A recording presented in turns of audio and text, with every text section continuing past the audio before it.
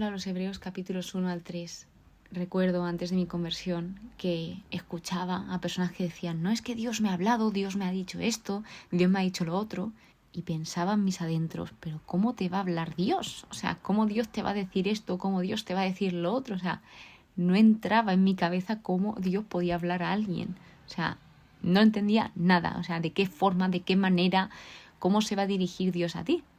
Y es justo como empieza esta epístola a los Hebreos, resolviendo esa pregunta de ¿Dios realmente habla? Y te dice, muchas veces y de muchas maneras habló Dios.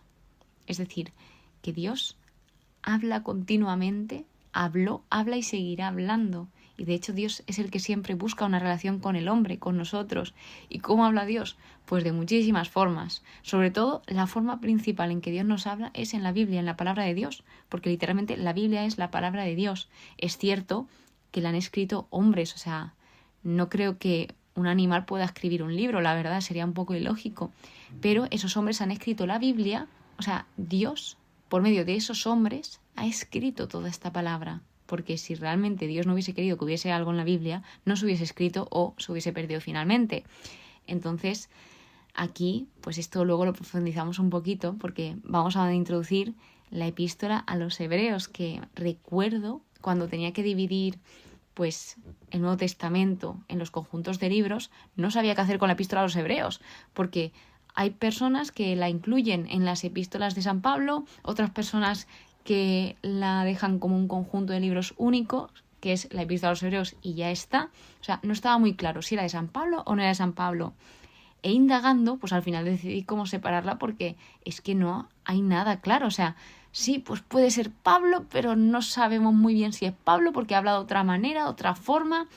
¿Qué sabemos de este autor? Es un autor anónimo. Sabemos que es un autor cercano a los apóstoles. Alguien que fue judío de cultura helénica. Luego, esta carta es una carta que está anclada en la enseñanza de los apóstoles. Entonces, también por lo que se sabe que fue escrita entre el año 67 y 69 después de Cristo por los acontecimientos que narra y los que no narra. Sabemos de este autor que tiene un conocimiento profundo de la escritura del Antiguo Testamento, sobre todo la Torá. Vemos que el lenguaje y el estilo son de elegante pureza. Algo por lo que podemos ver que puede que no sea de Pablo y de otra persona es porque falta el saludo y la acción de gracias que siempre Pablo incluía en sus cartas. Fue escrita, se supone, desde Italia y se sabe que es de la segunda generación cristiana. Entonces, como os comentaba, o sea, no se sabe muy bien y lo que sí que se sabe es que es el único libro del Nuevo Testamento cuyo autor sigue siendo un misterio. Se lee como una homilía extensa explicando cómo Jesús es el cumplimiento de esas promesas que tenemos en el Antiguo Testamento, que el Antiguo Testamento lo que hace es todo apuntar a Jesús, y sus destinatarios son judíos convertidos que sufrían persecución y pensaban en volver al judaísmo, es decir, estaban en un momento muy crítico porque los cristianos eran muy perseguidos. Entonces, aquellos cristianos que antes eran judíos estaban pensando en volver a su pasado, en decir, bueno, si volvemos aquí seguramente estemos mejor, no nos persigan tanto. Estaban como volviendo al pasado y eso realmente no está bien, porque lo que está bien es vivir en el presente y no vivir anclado al pasado, porque realmente Jesús viene para crear un nuevo pacto. O sea, el antiguo pacto ya no tiene eficacia, todo lo nuevo está en el nuevo pacto, en esa alianza eterna que Dios hace con su pueblo, o sea, que Dios los hace libres a raíz de ese nuevo pacto. O sea, si vuelven al antiguo pacto, ellos vuelven a esclavizarse ante la ley. Así que bueno, otra de las cosas que vemos es que seguir a Cristo significa ir contra la corriente, pero realmente vale la pena. También este libro, esta epístola a los Hebreos contiene la definición bíblica de la fe y se ve cómo el velo del templo rasgado, que esto ya lo explicaré más a profundidad en los capítulos, en la crucifixión significa el acceso directo a Dios por medio de la cruz. O sea, una vez Jesús es crucificado en la cruz y dice que se rasga el velo, ese rasgamiento del velo simboliza ese acceso directo a Dios que ya tiene el hombre con Dios. No hace falta ese intermediario como antes, sino que ya el hombre puede tener ese acceso directo con Dios. Así que los dos objetivos principales de esta epístola es, primero, elevar a Jesús como superior, mostrarnos que Jesús es superior a todo, y luego retar al lector a permanecer fiel a Jesús a pesar de la persecución. La palabra fidelidad es una palabra que permanece a lo largo de toda la Biblia, pero hay algunos libros que te la remarcan muchísimas veces porque al final es muy importante el ser fiel, aunque sea en lo pequeño, porque si eres fiel en lo pequeño vas a ser en lo grande. No tienes que empezar por ser fiel en lo grande y no ser fiel en lo pequeño porque no tendría ningún sentido. Por lo tanto, vamos a ello, vamos al primer capítulo, el prólogo, títulos del Hijo de Dios encarnado, se titula, y aquí es donde nos decía que Dios hablaba de muchas maneras y de muchas formas, y muchas veces, por medio de, pues primero, los profetas, que esto era antes, y luego habló por medio del Hijo, que es ahora, donde Él es el mensaje, o sea, la personalidad de Dios a través de la cual llega ese mensaje. Así que vemos como el Hijo es el resplandor de la gloria de Dios y el Hijo es superior a los ángeles de Dios. Superior simboliza perfecto. Entonces, Jesús realmente es la revelación plena de Dios. Así que lo que estaba demostrando en todo momento y lo que va a demostrar en esta epístola a los Hebreos es que Jesús es superior, pues en este caso, a los ángeles. Empezamos por los ángeles. Y algo que me impacta de este libro, de esta epístola, es que me encanta. O sea, es que me encanta porque lo explica todo tan, pero que tan bien. Te desglosa cosas del Antiguo Testamento y te las explica de una forma increíble, maravillosa, que lo estaba leyendo y digo, pero ¿cómo lo puede explicar tan bien? De hecho, luego iba al estudio bíblico, donde yo indago un poco más en el libro, pero sí, obviamente, también aprendí alguna cosilla más, pero es que es una epístola tan, pero que tan completa, me encanta la forma que tiene el autor de explicar todas las cosas. Luego algo que me llamó la atención y me pareció súper precioso es que aquí nombra el Salmo 45, que para mí es un salmo muy, pero que muy especial. Y bueno, o sea, cuando lo leí dije, no puede ser que esté nombrando el Salmo 45. También luego nombra otras citas del Antiguo Testamento y algo que nos deja claro es que Dios permanece, que Dios es el mismo y que sus años no tendrán fin. Y nos deja claro la definición de quiénes sean los ángeles, que los ángeles son espíritus servidores con la misión de asistir a los que han de heredar la salvación. Y bueno, algo que también nos deja claro este primer capítulo es que la existencia de Dios es evidente por sí misma. Es decir, Dios existe y habla al hombre. No simplemente existe, sino que además de existir, se comunica con nosotros, quiere esa relación que os comentaba. El capítulo 2 es una exhortación, son ánimos, donde nos deja claro que Jesús se hace humano para salvarnos y se nos llama, se nos invita a prestar mayor atención a lo que hemos oído, para que no nos extraviemos. Dice, el propio Señor empezó a anunciar esta salvación, que luego fue confirmada por la palabra de quienes la oyeron. Es decir, Dios anuncia y una vez anuncia, también confirma. Dios lo confirmó con signos y prodigios, milagros y dones del Espíritu Santo repartidos. Luego, por la gracia de Dios, gustó la muerte para bien de todos. O sea, por la gracia de Dios, Jesús gusta la muerte.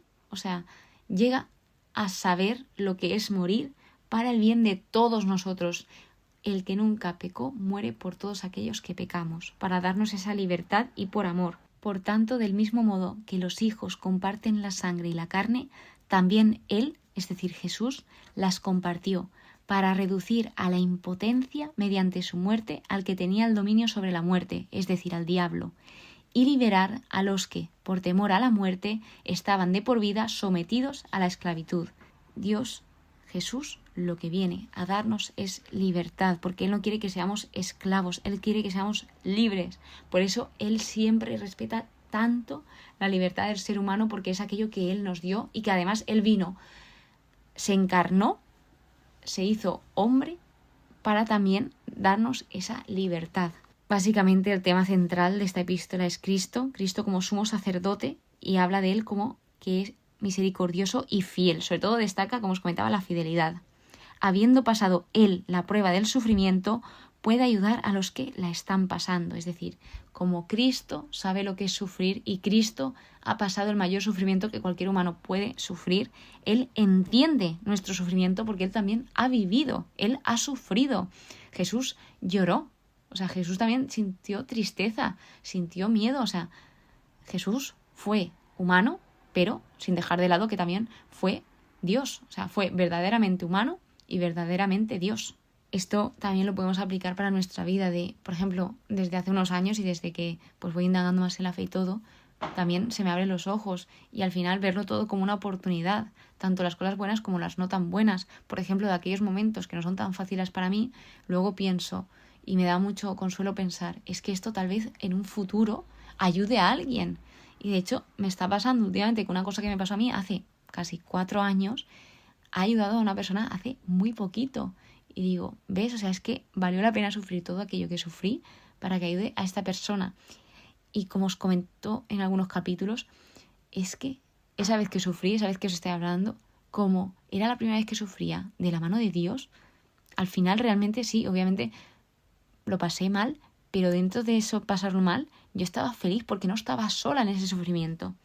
Entonces es precioso que cada vez que pues nos estemos pasando por un buen momento, tengamos esa certeza de que Dios está con nosotros. O sea, aunque no lo sientas, aunque digas, es que aquí nadie está conmigo, nadie me escucha, nadie me oye, Dios está ahí y eso es una certeza, eso es algo, eso es verdad, o sea, eso es objetivo.